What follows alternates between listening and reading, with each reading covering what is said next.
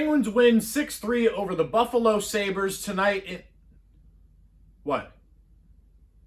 That wasn't the Sabres. Oh, that was the Islanders.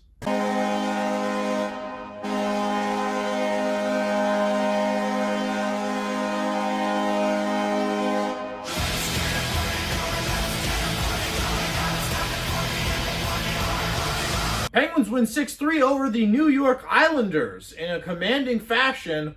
5-1 was the score at one point. 5-0 was the score at one point. And the Penguins poured it on early and read that to the victory tonight, despite everyone being gone at injuries on the forward end. So let's go over that real quick and the lineups for tonight's game.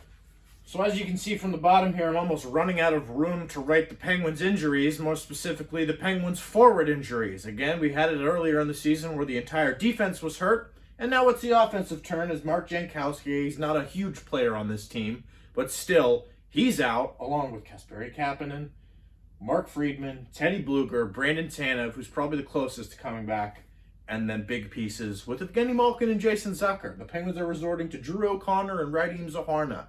And in weeks past, I would have thought that was a bad thing. Tonight, wasn't, because Frederick Gaudreau looked phenomenal. Anthony Angello was playing really physical. Sam Lafferty looked good. And this team went from looking like an AHL team on paper to playing like an NHL team on the ice.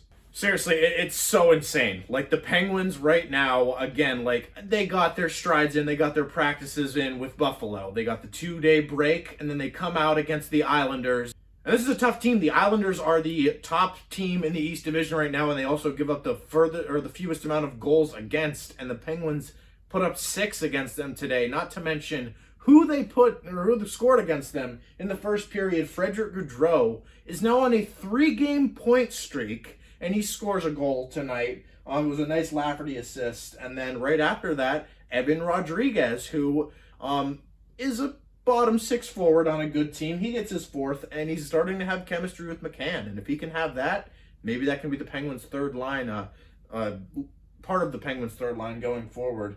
And this is really the definition of Mark Donk and Buzz Flisbit, is it not? Mark Donk and Buzz Flisbit is a joke going around. It was one tweet. I forget who tweeted it originally. And then it picked up some speed because Steve Dangle thought it was funny, and then he's been mentioning it a lot. And really, what it goes to show is the original joke was that Mark Donk and Buzz Flisbit are both AHL forwards that come over from the Penguins, and then you look and they have 47 points each. And Frederick Gaudreau, Anthony Angello, Radim Zohorna, those are the players this year for the Penguins, and it's working. 2-0 early in the first period, and the Penguins are up against the most defensively stable team in the entire National Hockey League. So my question for you, even though I still think the Penguins need to make a trade at the deadline to add some bottom 6 depth, I think someone is staying. Whether that be, or who is it is essentially my question. Who stays in this lineup when the Penguins are fully healthy, when the Penguins get Blueger and Tanev back? My pick right now is Anthony Angello, although he's not the most offensive out of all the options. He's been looking very good and been playing very physical. So in the first period, it was the bottom 6 and the depth to pick it up and score for the Penguins. And then, the top contributors on this team take over in the second period. The Penguins score 3 straight goals against the Islanders in the second as well. Crosby gets a power play goal, and the Islanders take another penalty. They don't learn their lesson. Brian Rust gets his 12th, and then Brian Rust gets his 13th again, and he ends up having a hat trick at the end of the night.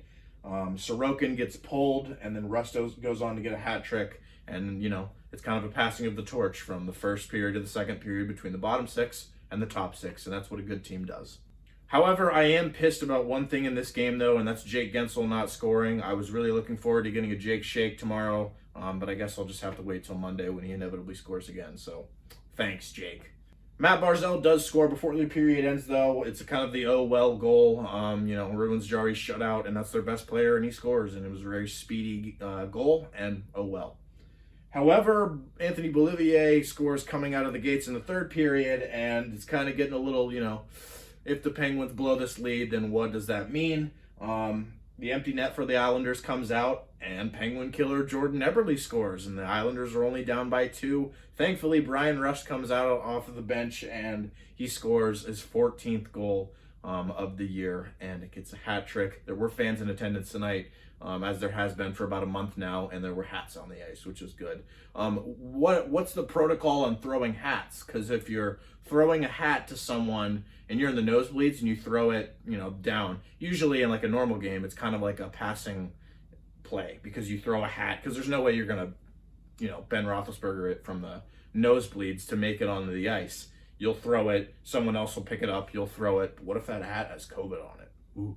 My 3 stars of the night: Brian Rust gets hat trick, and then Gaudreau and Rodrigues. And this is a quick one in terms of just the PFR, just a normal reaction to the game night. However, I do have a very small activity. It's more of a promotion. Coming soon, I have 2 videos that are non-PFR related. I'll be doing a video on the NWHL and how they were able to conclude their season right as this game was going on tonight. And then my Mighty Ducks review is coming out probably tonight as well, because I literally just finished it while I was watching the Penguins game tonight. So thank you all for watching. Like, comment, subscribe, and yeah, I'll see you guys in the next video.